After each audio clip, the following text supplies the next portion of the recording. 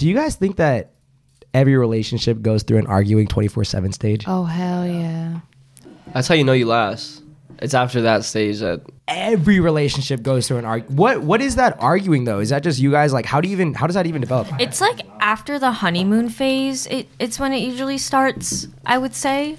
But So, like, how does that happen though? Where you're just arguing 24/7? How do you like get rid of that? Why are you staring at my titties? I'm not staring at your tits. I'm looking at your necklace. Oh, Do you see that too? What? This chain? You get that baseball rope on, huh? It's been long as hell, bro. honeymoon is what? Honeymoon, I would say, are like the first couple months of like being in a relationship. Okay, so like 6 months or 3 months. 3 to I 6 would say between 3 to 6 months would be honeymoon stage. but like you're saying that it's right after, or at least for you, you guys have all had in all your relationships you've had an arguing 24/7. Yes, mine come in phases. There's multiple. Oh. Yeah. Would you guys say it's the same thing for y'all? Or is it just like one time where you guys just arguing like crazy and then eventually like, yeah, you have arguments here and there, but there isn't another time where you guys are just arguing 24/7 for like a couple weeks straight maybe? Yeah, I say for me just one. Just one? Like constant Yeah, how long did you last for? with them. Yeah. Like my whole relationship. Yeah. Well, like that arguing 24/7 phase. Oh, how long did that last It for? was probably like a month. Yeah, it was pretty long. It would just be like stupid stuff too. Like you just like find something that you're not like, it takes you off a little bit, and then like it just turns into this big old thing for no reason. Why do you think Yeah. though? I don't know. It's It so could- random. It could be like an outside stressor too.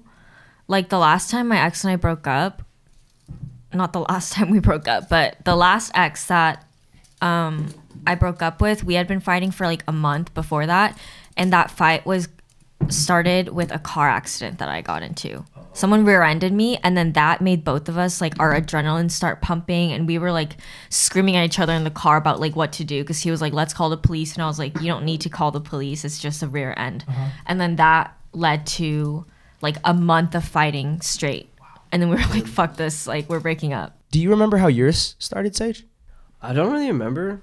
It was kind of out of nowhere, because like I feel like in those months, like at the third month, you're kind of really getting to know them, and then you're kind of like, whether you find some things that you don't really like about, not like don't like about them, but kind of takes you off a little bit. I feel like it kind of makes you like them more after that, though, for sure. What about you, Mia? For me, Do you remember like how they started? Do you have a vivid like, yeah, this is where it started, or was it kind of just something that gradually happened and then it went on to like just consecutively we're just arguing over and over and over again? I think it usually happens when you keep it in, right? Keep everything in, and then like don't tell them, you know? And then like all of a sudden you just like unleash it, and that's when it like starts the argument phase. Yeah, I think after the honeymoon phase, definitely like that happens to a lot of people. But that like I think that's the make or break for the communication part of. Do you guys think it's because like the honeymoon phase is just like all you see is like green straight up flags, serotonin, like, bro? Is that what Yeah. is it like? Yeah. Almost like taking ecstasy, like everything's just amazing, and 'Cause then you're you like- have to have a come down. You're like falling in love with that person, right? yeah, Like hopefully. So your brain, all the chemicals in it are like, oh my god, I'm so happy, oh my god, I'm so in love, like everything is amazing. And then that starts to like wear out again as you spend more time with this person and become more comfortable.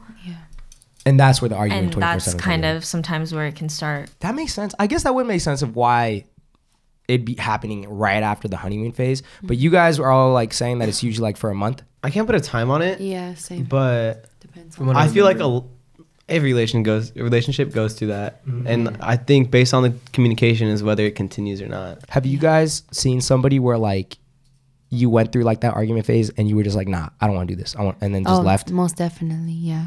Is there like a flip, like a switch that has to flip for you to be like, yeah, I still want to stay though? Because I don't know, I can't imagine arguing 24/7. Like every time I see them, we're arguing. Well, it's because like in your head you're like, oh, I really like this person, and I really want this to work out, so I'm going to try to talk to them to try to figure out the problem.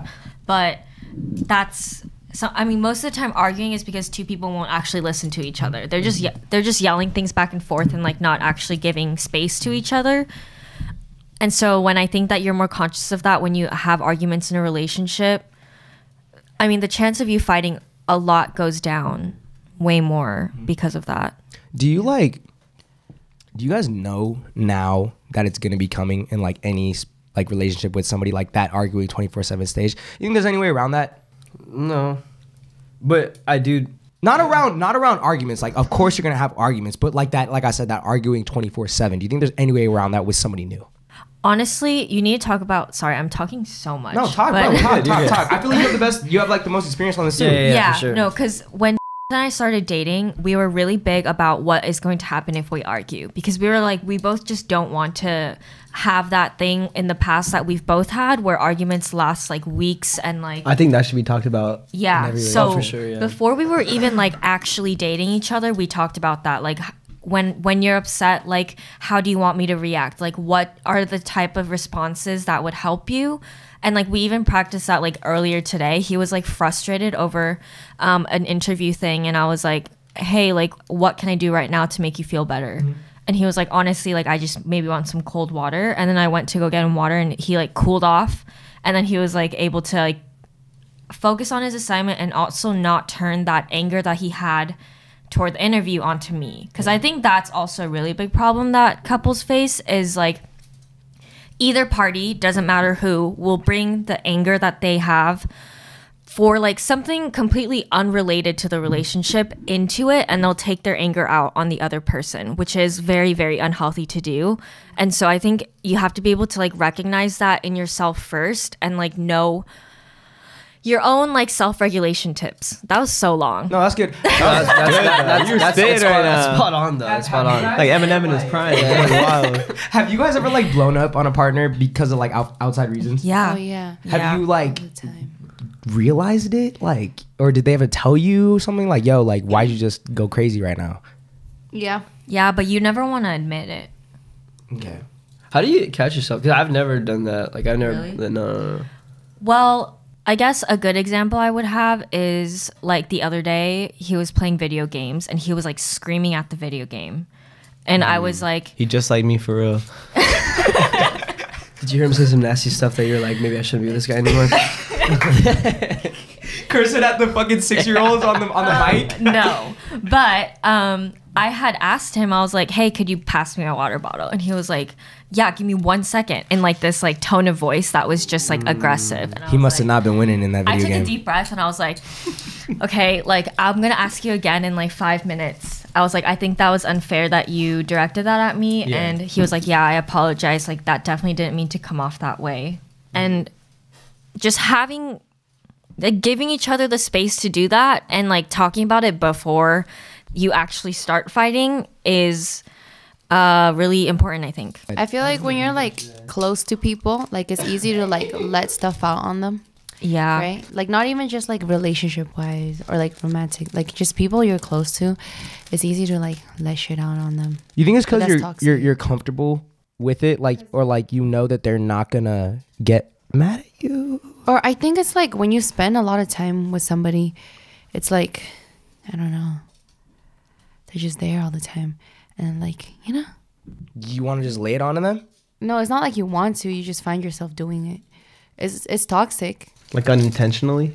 Unintentionally, but like recently I've been more aware of stuff like that. I'm like, oh shit, like why am I so mad?